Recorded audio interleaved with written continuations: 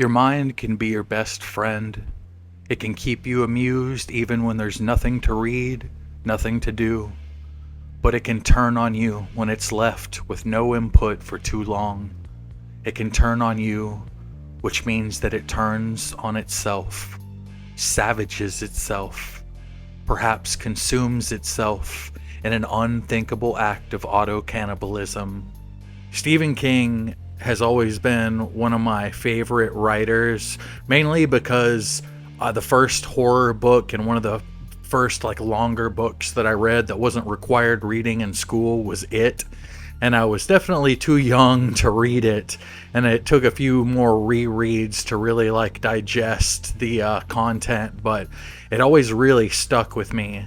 And I didn't realize he had, besides Dreamcatcher, I didn't realize that he had done sci-fi work before.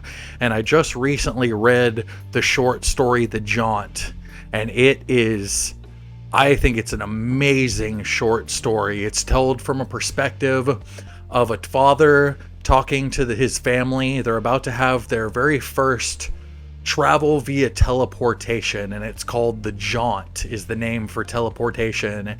And he goes in and explains to them how it was developed, the scientists that came up with it, some of the animal and human trials that were done, but he leaves out certain details because any person or animal that isn't unconscious during the Jaunt comes out not physically destroyed, but their hair and their eyes and their mind are completely destroyed, and they usually pass away just a few seconds after finishing it.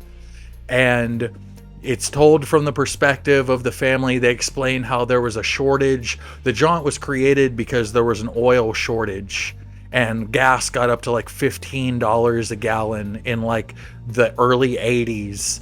And once the Jaunt came around, oil became about 5 cents a gallon, but water started becoming extremely scarce, mainly because of industrialized pollution and stuff like that. So we started making these prospecting jaunts out to Mars and some moons and stuff to retrieve water and bring it back.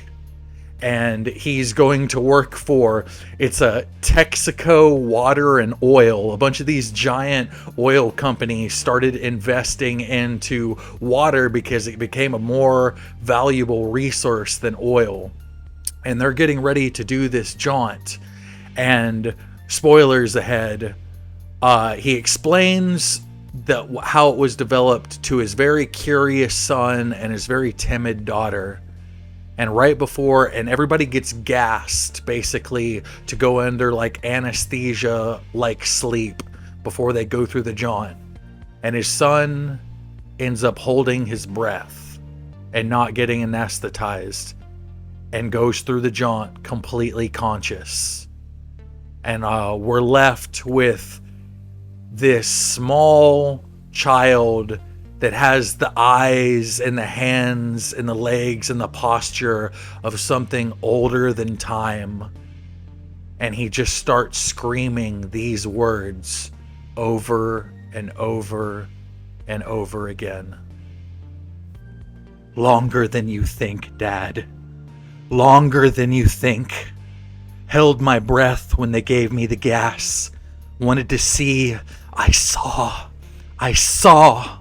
Longer than you think. Long Jaunt.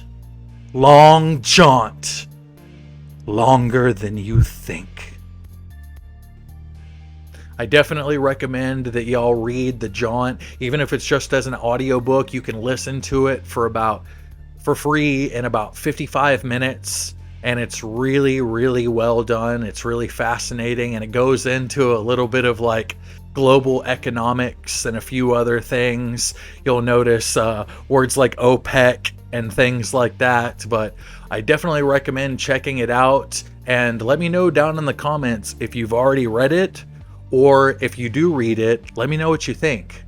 Y'all stay tuned for more Cephas Strength and Nostalgia.